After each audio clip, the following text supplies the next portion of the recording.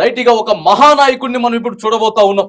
మహానాయకుడు నారా చంద్రబాబు నాయుడు గారు అసలు ఓటమి ఎరుగని నాయకుడు. ఆయన అప్ అండ్ డౌన్స్, అంటే గెలుపుని చూశారు, ఎగ్జాక్ట్లీ ఓటమిని కూడా చూశారు. అవును, వచ్చినప్పుడు ఆనందంతో పొంగిపోలేదు, ఓడిపోయినప్పుడు బాధతో పొంగిపోలేదు. ఒడిదుడుకులను ఎదుర్కొని ఎన్ని ఇబ్బందులు పెట్టినా, ప్రభుత్వం గత ప్రభుత్వం వైఎస్ఆర్సీపీ ప్రభుత్వం ఎన్ని ఇబ్బందులు పెట్టి జైలుకి పంపించింది. లాస్ట్ కి చంద్రబాబు నాయుడుని జైలుకు పంపించినా కూడా అదే ఆయన దృఢ సంకల్పంతో ఒకనొక సందర్భంలో చంద్రబాబు నాయుడు గారిని చంపేస్తానన్న ఒక భయం సృష్టించినా కూడా ఎటువంటి వెనుకంజన్ వేయకుండా బరిలోకి సింహం దూకితే ఎలా వెళ్తున్నా ఆ విధంగా చంద్రబాబు నాయుడు గారు నువ్వా నేనన్నట్టుగా ఆయన వెళ్ళారంటే నిజంగా చెప్పుకుంటే ఉమ్మడి ఆంధ్రప్రదేశ్ లో కూడా 3 సార్లు ముఖ్యమంత్రిగా పనిచేసిన ఘనత ఇది 4వ సారి. ఇప్పుడు తాను దేశంలోనే 4వ సారి చేయడం, మరి తాను ముఖ్యమంత్రిగా అవడం మనం చూస్తాం. ప్రధానంగా చూసుకున్నట్టయితే ఉమ్మడి ఆంధ్రప్రదేశ్ లో హైదరాబాద్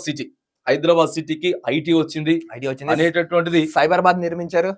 ఇవన్నీ మనం చూసుకున్నట్టయితే వాస్తవంగా చంద్రబాబు నాయుడు గారి ఘనత ఉందని కూడా మనం చెప్పుకున్నట్టు. నిజంగా ఇప్పుడు మనం ఏదైతే టెక్నాలజీ అనే నెట్ సిస్టమ్ మనం వాడుతున్నామో ఇదన్నీ చంద్రబాబు నాయుడు గారు విజన్ 2020 అని 2001 లో నేను డిక్లేర్ చేసి పెట్టాడు.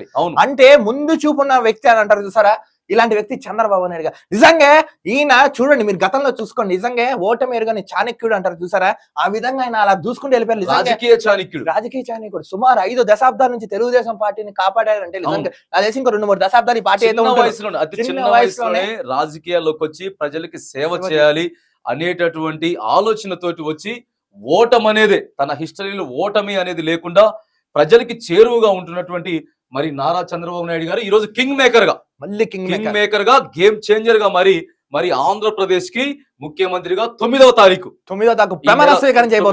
ప్రమాణ స్వీకారం చేయబోతా ఉన్నాడు.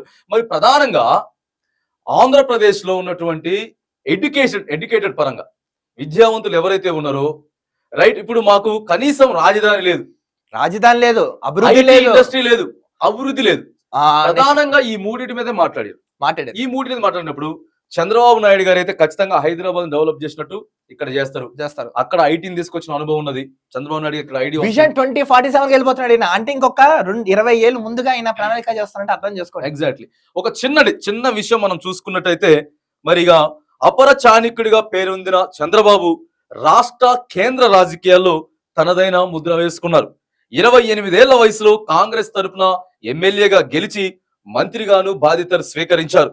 ఆ తదనంతరం టీడీపీలో చేరి 1984, 1994 సంక్షోభ సమయంలో కీలకంగా వ్యవహరించడంతో పాటు 1995లో సీఎం గా బాధ్యతలు చేపట్టి 2004 వరకు కూడా కొనసాగినారు. అంటే 10 సంవత్సరాలు ఏకదాటిగా ముఖ్యమంత్రిగా కొనసాగినారు. ఆంధ్రప్రదేశ్ తో పాటు హైదరాబాద్ పట్టణాన్ని కూడా ఎంతగానో ఈ టర్మ్ లోనే అభివృద్ధి చేశారు. దానితో పాటు 2014లో నవ్యాంధ్రప్రదేశ్ తొలి సీఎం గా ప్రమాణ స్వీకారం కూడా చేశారు. 2014 ఆంధ్ర రాష్ట్రం అంటే తెలంగాణ ఆంధ్ర విడిపోయిన తర్వాత కూడా 2014 అంటే అది మూడోసారి తర్వాత మళ్ళీ ఇప్పుడు తాజాగా ఈ ఎన్నికల్లో గెలుపుతోటి మరి 4వసారిగా సీఎం గా ఇలా ఒక పర్సన్ 4 సార్లు సీఎం గా చేపట్టడం దేశ చరిత్రలో రికార్డ్ బ్రేక్. అందులో మన ఆంధ్ర రాష్ట్రం నిజంగా చేశారంటే అది అదృష్టం. నిజంగా అంటే ఇప్పుడు ఒక మనిషిని పొగడాలో తిట్టడం కాదు, ఒక మనిషికి ఏదైతే పని చేయగలడో సత్తా కలిగిన వ్యక్తి, జనాల నుంచి పుట్టిన నాయకుడు అంటారో ఆ విధంగా చంద్రబాబు నాయుడికి మంచి సముచిత స్థానం ప్రజల్లో ఉంది. అందుకే ఇన్నాళ్ళైనా ఇంత అరాచకం చేసిన జగన్మోహన్ రెడ్డి ఇన్ని చేసినా కూడా ప్రజలందరూ చంద్రబాబు నాయుడు గారికి పట్టం కట్టారంటే నిజంగా ఈయనంటే ఒక నమ్మకం జనాలు ఉంది. అంటే చంద్రబాబు పేరులోనే ఆంధ్ర ఉంది అని గ్రహించి మళ్ళీ ఈసారి ఓటేసి Telugu Desam party bumper majority Andhra రాష్ట్ర ప్రజలు గెలిపించారు. నిజంగా చెప్తున్నాను కదా, రాస్తే రామాయణం చెప్తే భారత అన్నట్టు నేను చరిత్ర. ఎందుకంటే ఈయన ఏం చేయలేదో మనం అనుకోవాలి. ఒకటి చెప్తాను, రాజకీయ నాయకులు వేరయ్యా అన్నట్టు వీళ్ళందరూ ఒక ఎత్తి ఈయన ఒక ఎత్తి. ఎంతో మందిని ఇప్పుడు ఈయనలో ఇంకో గొప్పతనం ఉంది, మీరు అబ్జర్వ్ చేశారో లేదు, ఈయన ఎదుగుతూ పారుతూ పక్క వాళ్ళని ఇప్పుడు వాళ్ళ శిష్యులుగా ఎంతో మందికి రాజకీయ జీవితం వచ్చింది. తెలుగుదేశం కేసీఆర్ గానీ, రేవంత్ రెడ్డికి గానీ, ఇప్పుడున్న స్పీకర్స్ గానీ ఎంతో మంది. అటు కాంగ్రెస్ పార్టీ ఎలా ఇచ్చిందో దేశానికి, తెలుగుదేశం పార్టీ ఇప్పుడు చూసుకొని రేవంత్ రెడ్డి ఉన్నాడు. రేవంత్ రెడ్డి చంద్రబాబు నాయుడు శిష్యుడే. కేసీఆర్ తెలుగుదేశం నుంచి వచ్చిన వాడే. గుత్తా సుఖేందర్ రెడ్డి ప్రస్తుతం శాసనమండలి చైర్మన్ ఉన్నాడు. రాజకీయ జీవితంలో ఎంతో మందికి హ్యాండ్ ఎంతో హ్యాండ్ ఇచ్చేసి ఇచ్చేసి మరి రాజకీయాల్లోకి అయితే తీసుకొచ్చినటువంటి ఘనత నారా చంద్రబాబు నాయుడు గారు కంటే అంటే ఈయన ఎదుగుతూ పక్కన ఎదుగుతూ జనాల్లో సుస్థిరస్థానం కల్పించి అంటే ఇప్పుడు 10,000 కలుస్తేనే చేతులు అన్నట్టు నిజంగా ఇంతమంది నాయకులు ఉంటేనే దేశ రాజకీయ భవిష్యత్తు కార్యాచరణని నిజంగా మాటల రూపంతో కాకుండా చేతల రూపంలో చూపించిన వ్యక్తి నారా చంద్రబాబు నాయుడు గారు అని మనందరికి తెలిసింది. నిజంగా రైట్. ఇక మన ఆకాశం టీవీ న్యూస్ 1 నెట్వర్క్ ఛానల్ తరపున ప్రమాణ స్వీకారం ముఖ్యమంత్రిగా ప్రమాణ స్వీకారం చేయబోతున్నటువంటి శ్రీ నారా చంద్రబాబు నాయుడు గారికి కంగ్రాచులేషన్స్ తెలుపుతా ఉన్నాం.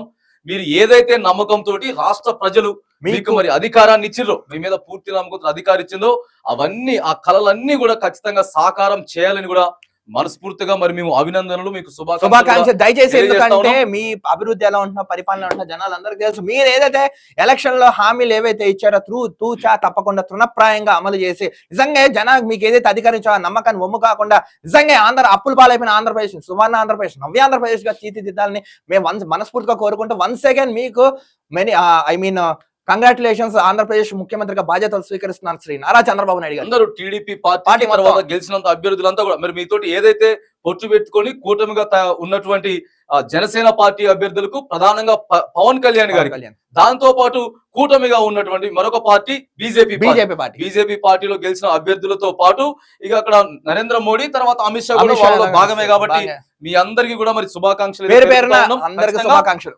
ఆంధ్ర రాష్ట్రాన్ని ప్రధానంగా వెనకబడి ఉంది అని అనుకుంటున్నటువంటి రాష్ట్ర ప్రజల ఆకాంక్షలు నెరవేరుస్తూ రాష్ట్ర అభివృద్ధి సంక్షేమం దిశగా మరి చంద్రబాబు నాయుడు గారు కింగ్ మేకర్ గా మరి ఇప్పుడు ఈ రోజు గేమ్ చేంజర్ గా మారినటువంటి చంద్రబాబు నాయుడు గారు మరి తీసుకుపోవాలని చెప్పి కూడా ఆంధ్ర రాష్ట్రాన్ని ప్రపంచ పటంతో పాటు మన దేశ పటంలో కూడా మరి అత్యంత ఉన్నతమైన స్థానానికి తీసుకువెళ్లాలని కూడా మరి ప్రత్యేకంగా మన ఆకాశం టీవీ తరపున కృతజ్ఞతలు మరి వారికి తెలియజేస్తా ఉన్నాం. మొత్తానికి ఏంటి నారా చంద్రబాబు నాయుడు గారు మీరు చెయ్యండి, ఎందుకంటే కేంద్రం సపోర్ట్ కూడా మీకు ఉంది కాబట్టి. బీజేపీ వాళ్ళు కూడా మళ్ళీ ఒకటి చెప్తున్నాను, మీరు ఏదైతే పొత్తు పెట్టుకుని ఏదైతే భాగంగా ఆంధ్ర రాష్ట్రానికి ఏదైతే ప్రత్యేక హోదా మేము ఇచ్చి తీర్చిదిద్దుతాం, మీ అందరిని ఆదుకుంటా అప్పులు పాలైపోయిన ఆంధ్ర రాష్ట్రాన్ని నవ్యాంధ్రప్రదేశ్ గా తీర్చిదిద్దామని మీరు ఏదైతే ఎన్నికల్లో హామీ ఇచ్చారో దయచేసి ఇలాంటివన్నీ మీరు మళ్ళొకసారి చెప్తున్నాను తూచా తప్పకుండా తృణప్రాయంగా అమలు చేయండి. ఎందుకంటే రాష్ట్ర ప్రజలు దేశ ప్రజలు మీ మీద నమ్మకంతో ఓటేశారు. సో మీరు ఆ దిశగా తీసుకెళ్తారని అటు బీజేపీకి కానీ జనసేనకు కానీ టీడీపీ వాళ్ళందరూ కానీ మరోసారి శుభాకాంక్షలు తెలుపుతూ ఆకాశం ఆంధ్ర టీవీ తరపున మీకు శుభాకాంక్షలు తెలుపుతున్నాం. Thank you.